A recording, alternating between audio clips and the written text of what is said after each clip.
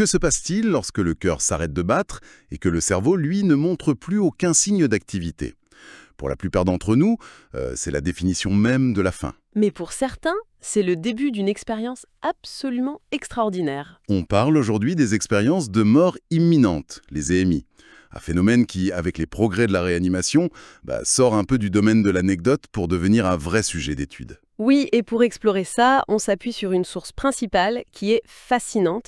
C'est une thèse universitaire qui analyse le sujet, non pas comme un mystère, mais comme un véritable champ de bataille au cœur des neurosciences. Un champ de bataille, c'est exactement ça.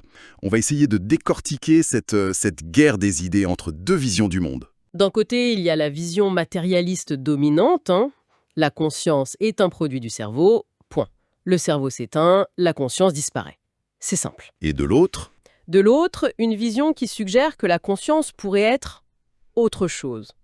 Quelque chose de plus fondamental, qui existerait peut-être même indépendamment du cerveau. Ce débat touche au cœur de ce que l'on est en fait. Absolument. Alors on va commencer par un cas clinique absolument déconcertant. Puis on remontera un peu le temps pour voir que ces histoires ne sont pas nouvelles, avant de plonger au cœur de la recherche scientifique. Commençons par ce cas qui a vraiment tout changé, l'histoire de Pam Reynolds. En 1991, elle doit subir une opération du cerveau extrêmement risquée. Oui, pour un anévrisme géant. Et l'opération porte un nom qui fait un peu froid dans le dos, arrêt cardiaque hypothermique. Ça dit bien ce que ça veut dire. Ah oui? Pour opérer, les chirurgiens ont dû refroidir son corps à 17 degrés Celsius, puis ils ont arrêté son cœur et ils ont littéralement drainé tout le sang de son cerveau. Attendez, ça veut dire que son électroencéphalogramme était... Complètement plat. Pendant une bonne partie de l'opération, oui, on ne parle pas d'un coma. Cliniquement, selon tous les critères, son cerveau était éteint. Plus aucune activité électrique mesurable. C'est l'état de mort clinique. Exactement. Et c'est précisément pendant ce moment, alors qu'elle est dans cet état, que Pam Reynolds raconte avoir vécu quelque chose d'incroyable. Elle décrit cette fameuse sensation de flottaison. Oui, comme si elle était sortie de son corps et qu'elle observait toute la scène depuis le dessus de la salle d'opération. Bon, mais l'explication simple, ce serait de dire qu'elle a tout inventé, ou qu'elle a eu une hallucination juste avant l'anesthésie ou juste après. Bien sûr, sauf qu'il y a un problème. Lequel? Les détails. Des détails précis, factuels, vérifiables, qu'elle n'aurait jamais dû connaître. C'est là que ça devient scientifiquement très dérangeant. Par exemple? Par exemple, elle a décrit la scie chirurgicale utilisée pour ouvrir son crâne. La scie? Elle a pu décrire la scie? Oui, elle a dit qu'elle ressemblait à, je cite, une brosse à dents électrique, avec une sorte de rainure sur le dessus. Elle a aussi décrit la boîte où étaient rangées les lames. Elle disait que ça ressemblait à un coffret de clés à douille. C'est fou. Le neurochirurgien a confirmé que c'était une description parfaitement exacte de son outil. Mais c'est impossible. Elle était anesthésiée, elle avait les yeux recouverts, les oreilles bouchées. Elle a aussi rapporté des bribes de conversation. Elle a entendu la chirurgienne dire à son assistant que ses artères étaient très petites. Et, détail encore plus précis, Oui. elle a entendu la chanson Hotel California des Eagles. La chanson passait à la radio à un moment très spécifique où son cerveau était totalement inactif et tout ça a été confirmé par l'équipe médicale. Voilà le paradoxe. Comment percevoir, mémoriser et rapporter des informations quand le cerveau, l'organe de la perception, est biologiquement offline? Ça heurte de plein fouet l'idée que tout se passe dans notre tête. Exactement. Et ce qui rend la chose encore plus troublante, c'est que ce cas, avec toute sa technologie, n'est en fait que la version moderne d'une histoire très très ancienne. On pourrait croire que c'est un phénomène qui est né avec la médecine de réanimation, mais en fait non. Pas du tout. Et c'est là qu'on touche à quelque chose de fondamentalement humain. Il faut remonter à Platon, il y a presque 2400 ans. Platon, On y est. dans la République. Oui, dans la République. Il raconte ce qu'on appelle le mythe d'R. C'est l'histoire d'un soldat, R, qui est laissé pour mort sur un champ de bataille. Je me souviens de cette histoire, c'est incroyable. Son corps est ramené, on le place sur un bûcher funéraire, et 12 jours après sa mort, juste avant qu'on allume le feu, il se réveille. Et il raconte? Et il raconte son voyage. Et son récit, c'est une description quasi parfaite d'une EMI moderne. Sortie du corps, voyage de l'âme, un lieu de jugement, et surtout cette vision d'une lumière intense, éblouissante. Et il y a cette idée de mission aussi, non? Il revient pour témoigner? Précisément, il a le rôle du messager. Cette structure, on la retrouve tout le temps. Et ce n'est pas juste en Grèce, hein. Les Grecs avaient un mot pour ça, deutéropoptome, mort de foi. Au Tibet, on parle des das log. C'est un phénomène transculturel. Et on en trouve même des traces dans l'art, bien avant qu'on sache ramener quelqu'un d'un arrêt cardiaque. Absolument, la thèse le montre très bien. Prenez Jérôme Bosch, au début du XVIe siècle. Bosch, d'accord. Son tableau, L'ascension de l'homme béni vers l'Empyrée. C'est une représentation hallucinante d'un tunnel de lumière au bout duquel des silhouettes attendent. C'est fou. Cette image qu'on associe tous aux émis, elle était déjà là il y a 500 ans. Donc, ce n'est pas juste une hallucination due au manque d'oxygène. Ça suggère que non. Et il n'est pas le seul. 3 siècles plus tard, Gustave Doré, en illustrant le paradis de Dante, il dessine lui aussi un immense tunnel de lumière. Ou William Blake, qui représente l'âme qui se sépare du corps. Tous ces artistes, à des époques différentes, ont peint les archétypes de l'EMI. Oui.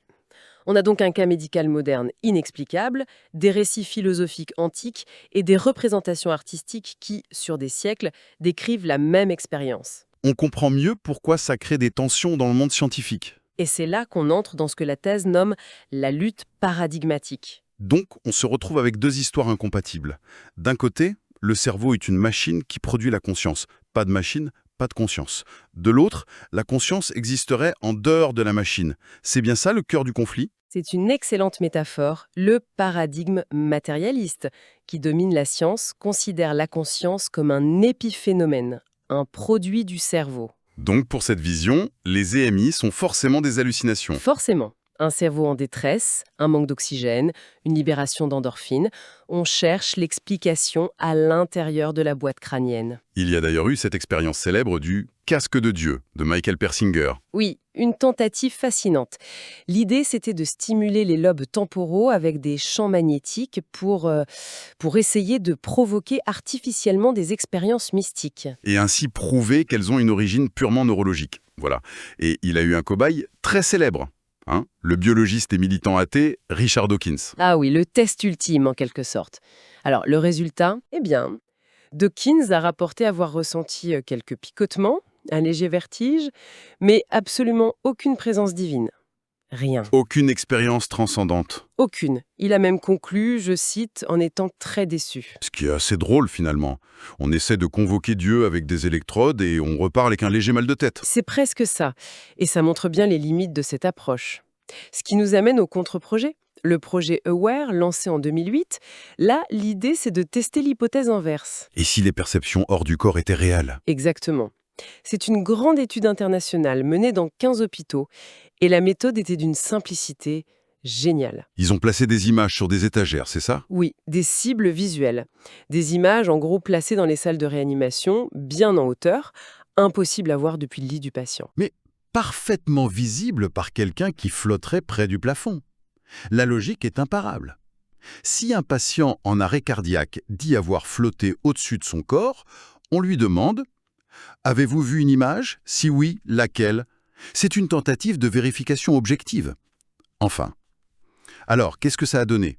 Les résultats publiés en 2014 ont été nuancés. Sur les survivants interrogés, aucun n'a pu identifier correctement une image. Donc sur ce point, ce n'est pas concluant, mais... L'étude a confirmé quelque chose de capital.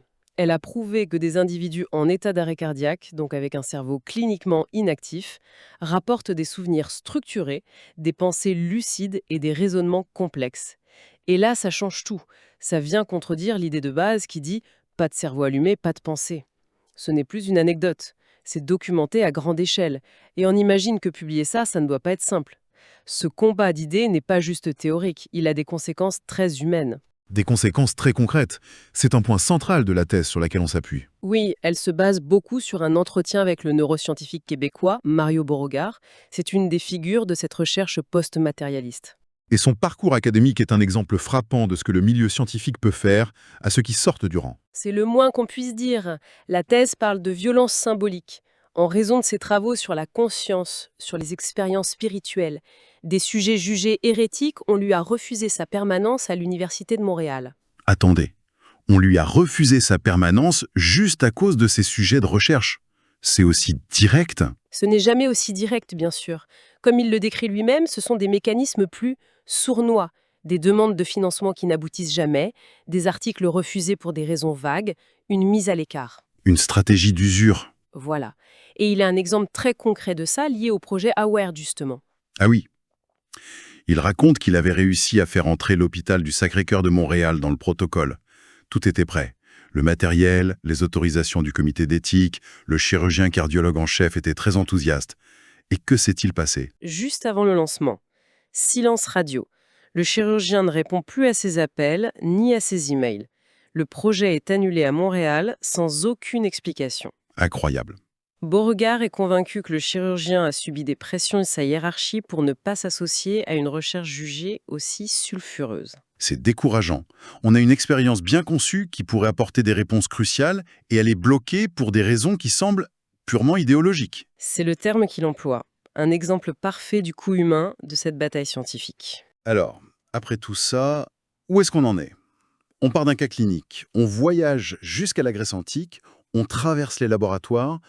Ces expériences de mort imminente nous obligent vraiment à revoir nos certitudes. Au fond, la question n'est même plus de savoir s'il y a une vie après la mort. La vraie question, c'est quelle est la nature même de la conscience? Est-ce que c'est juste une illusion, le chant des neurones, qui s'éteint quand la musique s'arrête? C'est la vision du cerveau générateur. Exactement. Ou bien, est-ce que la conscience pourrait être un phénomène plus fondamental et que le cerveau agirait non pas comme un générateur, mais plutôt comme un récepteur, un poste de radio? Une radio?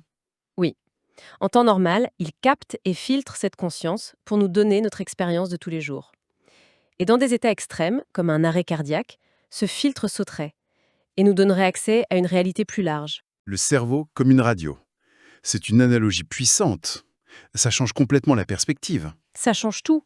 Et pour laisser nos auditeurs avec une dernière idée, Mario Beauregard confie dans son entretien quelque chose d'assez stupéfiant. Ah oui. Il affirme que de très nombreux scientifiques, y compris des physiciens de renommée mondiale, lui ont avoué en privé avoir eux-mêmes vécu des expériences mystiques.